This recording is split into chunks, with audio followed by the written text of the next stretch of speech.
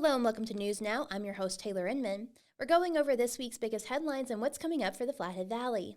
Voters in Kalispell gave the city the green light on Tuesday to levy 60.9 mills annually to help bolster its emergency services.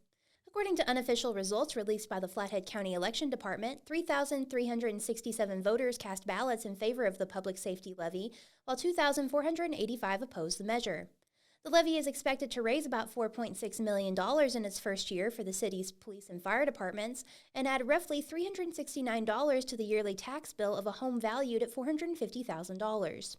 Council began moving toward the levy request last year after reviewing the results of an independent audit of the municipality's emergency responder agencies. The reviews, undertaken by Washington, D.C.-based Center for Public Safety Management, found both departments provided quality service but highlighted troubled areas, including response times which lagged behind national averages. To address deficiencies highlighted in the audit, city staff drafted 3 levy request variants. After some debate, Council opted to go with the costliest option in the fall. The top-of-the-line request is expected to add 2 detectives, a crime analyst, and 1 to 2 additional officers on each shift for the police department. On the fire department side, the tax revenue generated by the levy is expected to cover the cost of staffing an additional ambulance and fire engine, as well as erecting and manning a new fire station on the city's west side. City Manager Doug Russell said the levy would go into effect in fiscal year 2025, which begins July 1st. He said municipal officials are putting together a hiring and onboarding strategy in the wake of the levy's passage. City staff last year recommended Council go with the middle-of-the-road request, which would have paid for the hiring of additional personnel for both fire and police departments, partially in a nod to voters' perceived resistance to tax increases and other economic factors like inflation. Mayor Mark Johnson said the top-of-the-line levy request is, quote, what they need in black and white, during a discussion about the levy last October. Fire Chief Dan Pierce did not immediately respond to requests for comment, but in an emailed statement on Wednesday, Police Chief Jordan Venizio thanked residents for their support. He said the police department has begun discussions on how to implement the changes funded by the levy. The Columbia Falls City Council decided to go ahead with an affordable housing project on Railroad Street on what is now a baseball field. City Manager Susan Nicosia presented options for a replacement ball field in cooperation with the school district. Land is available by the bus outlet at Columbia Falls Junior High School on Veterans Drive, previously used for a gym which already has a backstop. Other potential sites include fields between the junior high and Reuter Elementary, or at the high school by the softball field or football concession stand. Parking would be available at all locations. The backstop on Railroad Street could be moved to avoid extra expenses. The council in turn unanimously decided to move forward with amendments to their growth policy map. The ballpark was zoned as parkland and was changed to housing. This summer, the Railroad Street field would still be available for use as the proposed changes go through the planning board and back to council, with opportunity for public comment at each hearing. Housing plans would be developed in partnership with Northwest Montana Community Land Trust and Habitat for Humanity. And the latest presented drafts were for an 8-unit development with its own alleyway, so that garages and parking do not outlet to the street. Developers would be required to install sidewalks along 4th Avenue East North and C Street. Sewer and water access are already available on site. The council initially held off on the project until alternative fields could be found to play baseball on. The housing project will still have an open space for kids to play in. It will just be smaller than the current baseball fields.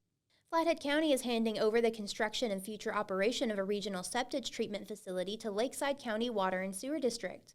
County Commissioners on March 19th approved an interlocal agreement that provides payment of up to about $23.5 million to Lakeside to build the facility and set terms of its operations for the next 20 years. Commissioners lauded the move, which is a departure from the county's original plan to construct the facility itself and use the district for wastewater disposal. 2 watchdog groups, Citizens for a Better Flathead and North Shore Water Alliance, have raised concerns about the plan. Both say the county should wait to enter into an agreement until Lakeside has received approval from the State Department of Environmental Quality for the facility.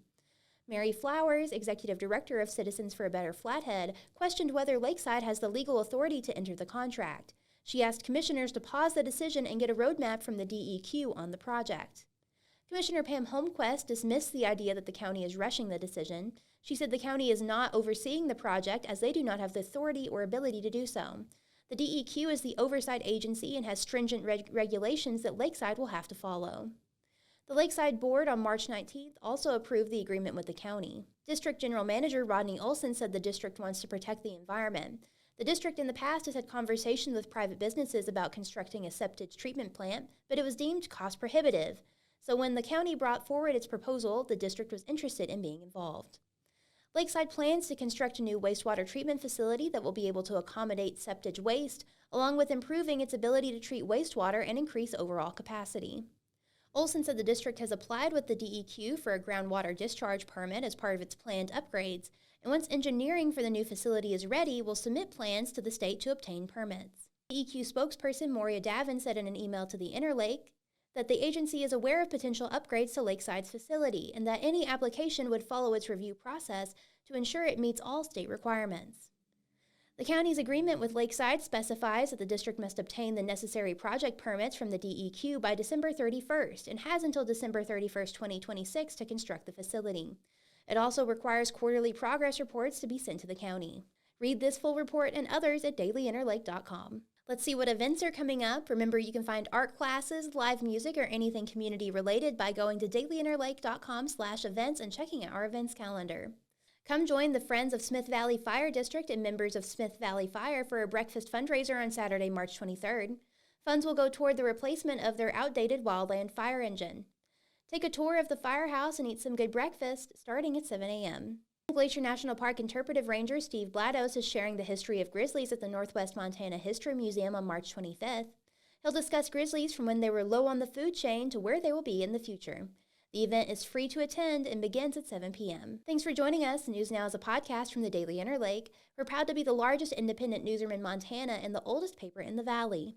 Consider becoming a subscriber to support our work. Call Circulation at 406-755-7018 or go to the subscribe tab in the top right corner of our website. And if you haven't already, subscribe to our YouTube channel to never miss an episode of the pod. Everybody stay safe and have a great week.